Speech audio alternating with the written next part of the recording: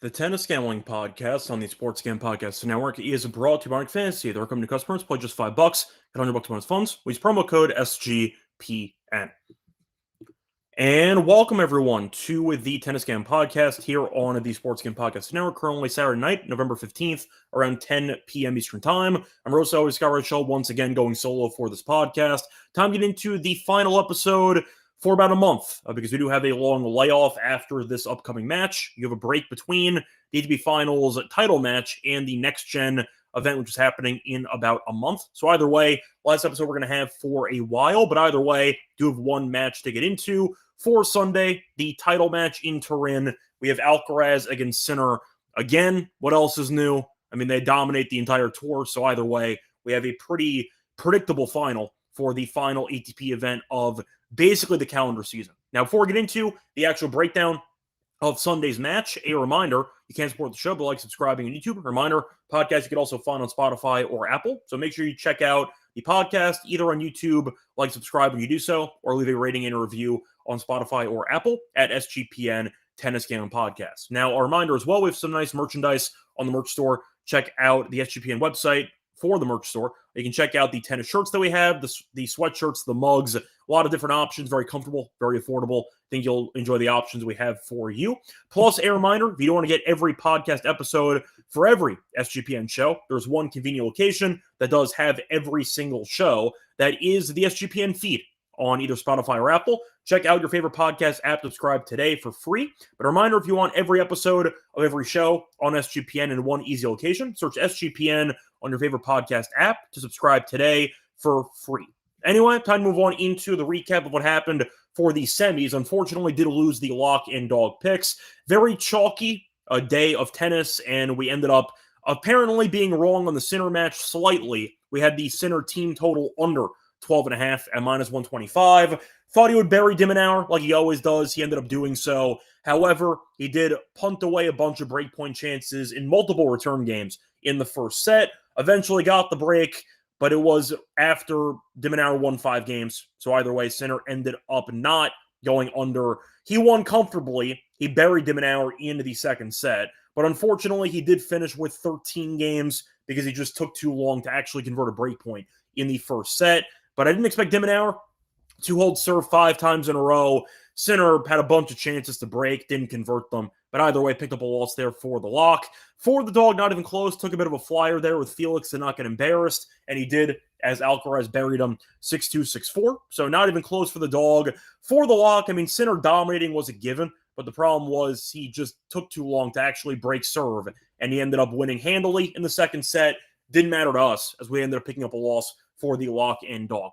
For the semifinal recaps, though, once again, no drama at all. You had the two massive favorites winning comfortably. Sinner was pushed, I'll put quotes around pushed, for the first set against de Minaur. He broke, then he coasted, and you look at Sinner's actual numbers in the last couple of games in the first set onward. Sinner ended up winning, I believe it was 9 of the last 11 games. So it was really never close. Sinner went up a break immediately in the second set, went up a double break right after that. He led 4-0 in the second set. So it was really over very quickly. But de Minaur, to go through the actual numbers here, de Minaur did have to fight off 4 breakpoints before 5 breakpoints before he ended up winning 5 games in the first set. Sinner went 0 for 5 and ended up not converting until it was too late. So either way, picked up a loss there for the lock and dog. We'll try to bounce back here for the final. As for the recaps, once again, nothing to add. I mean, Sinner owns de Minaur. He's 13 in a lifetime. De Minaur is not going to beat him anytime soon, if ever. And you saw Alcaraz look very good. Now, Felix came out a little bit out of sorts with his serve in the first set. He was just not hitting his spots, and Alcaraz was able to break him a couple of times. Second set, Felix got it under control a bit more, but he still was not able to really generate any pressure in the return games. And that's why Alcaraz only faced one break point in the entire match, faced 0 break points in the entire second set. So Sinner was once again winning comfortably, did not get broken. Alcaraz won more easily, but either way, both guys look pretty good, and we're going to have what should be a fun final taking place on Sunday. Now, before we get into the actual breakdown of the final, a brief look back at the outrights we gave out for the event. We won basically everything. So for Turin, for the board group, we only gave out Sinner minus 500. That won. For Connor's group, we gave out Alcaraz minus 150 and Fritz at plus 600. Of course, Alcaraz did win the group. So we won both groups in general with the outright leader. And then for the outright bets, auto win we have in store. We have Sinner at minus 140, and we have Alcaraz at plus 225. So we did the usual strategy for all the main events, and it worked again. Just bet Alcaraz and Sinner to win every big event, and you're just going to win. It's basically how it goes. When Sinner and Alcaraz are both active in the same tournament, nobody else is winning.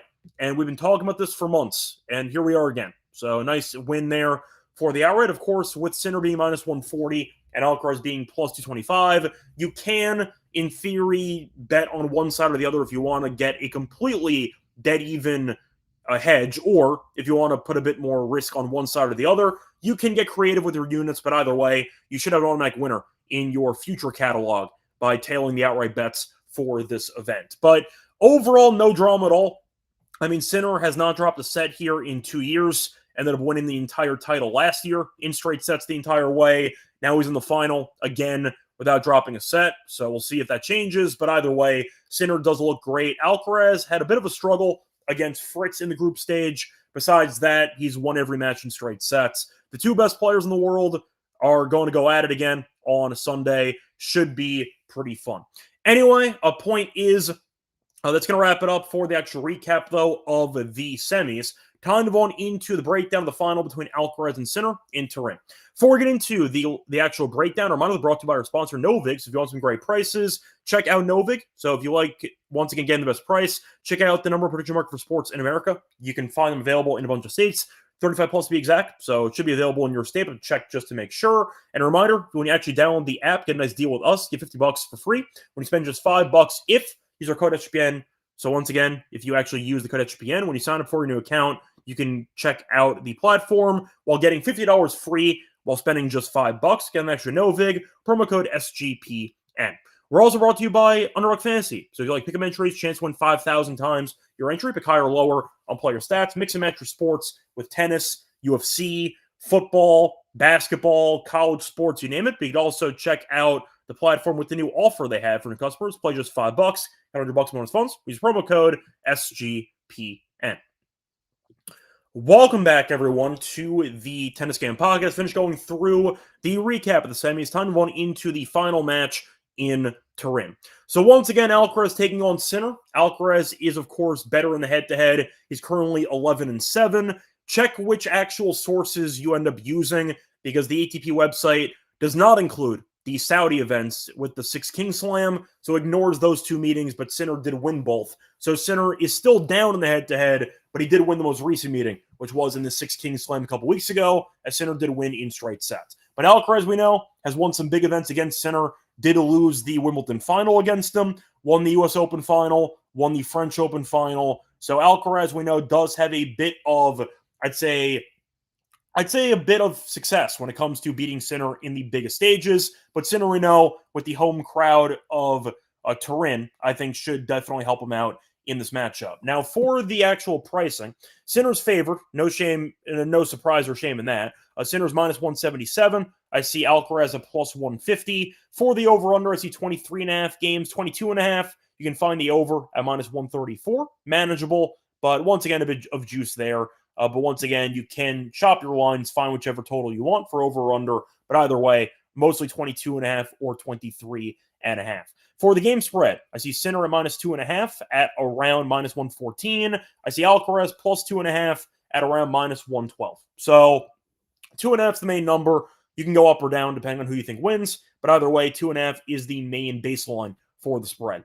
For the set spread, Sinner in straight sets is plus 148. Alcaraz to win a set is minus 186, and Alcaraz to win in straight sets is plus 360. For the actual team totals, I see Alcaraz at 12.5 at plus 102 on the over. The under is minus 129. For Sinner, I see 12.5. The over is around minus 140, and the under is around plus 110, give or take. But either way, point is, should be a pretty fun match. Now, in Turin, they've never played against each other. In fact, not many career meetings on hard court indoor. Decent amount on hard court outdoor, but in indoor, Sinner is currently 2-1. I beat him in the Six King Slam about a month ago. Beat him in the Six King Slam last year in 3, and ended up facing off in, trying to find it quickly. I believe it was Paris in 2021, and Alcaraz did win in straight sets. So Sinner has won the last 2 indoor hardcore meetings, but once again, Alcaraz, we know, is definitely, I'd say, successful in the head-to-head, and we'll see if Sinner's unbeaten run, or even just unbeaten set run, is going to continue in this event. But either way, point is for the matchup. I got to mention the actual path so far. So both guys are undefeated. No surprise. Sinner has not dropped a set yet. Alcaraz has, but both guys have been really, really good. So Sinner, to go through the order here, ended up beating Felix in the first round, beat Zverev in the second, or first match, beat Zverev in the second match, beat Shelton in the third, and beat Dimenauer in the fourth. Really never in danger of losing any of those sets. He was just in full control the entire time. So Sinner was coasting from the start, like last year. Also went through the entire Paris Masters without dropping a set. So Sinner, just for the actual record here, is currently on an impressive winning streak, if you include Vienna. But the point is, he has won a total of 9 matches in a row without dropping a set. So Sinner has been on the warpath. As for Alcaraz, he's been good, and he's gotten better as the event has gone on. Beat Dimenauer in straight sets, beat Fritz in 3, almost lost the second set there and the match as he was facing a break point or two, fought it off, ended up winning in 3, beat Musetti in straight sets, and beat Felix, in straight sets. So either way, he's gotten a lot better as the event has gone on. The Musetti and Felix wins were very dominant, so very impressive showings there, especially against Felix, who we know is very good on hard court, especially indoor, and Alcaraz went through like he was nothing, as he only faced 1 break point, never got broken, and Felix was kind of just getting destroyed from the opening serve. So either way, you have the 2 best players in the world facing off against each other again, faced off a ton of times so far this season, because none of them really ever lose to guys besides each other. But for the history, worth mentioning, said the head-to-head overall, they have faced off a grand total of 6 times already this year, the 7th meeting in 2025. So a lot of experience with each other, a lot of familiarity, and we'll see if, once again, Alcaraz can beat him on hardcourt indoor, which is easier said than done. Now, for starters, for the actual price, should Sinner be a favorite? Yes, he should be. The fact is, he has not dropped a set here in basically 2 years. I think that he is worthy with the home Italian fans by his side. I do think Sinner is a worthy favorite. Now, you could argue the price a bit expensive, which I understand. Sinner is minus 177, give or take. You could argue that Sinner should be minus 130, minus 140. I will point out that a couple exhibition sets before the event actually started, and Sinner absolutely buried him in the exhibition sets. So Sinner did face off against him before the event started with some practice scrimmages, and Sinner coasted. Now, Alcaraz, we know, did get better as the event went on, looked great against Musetti and against Felix.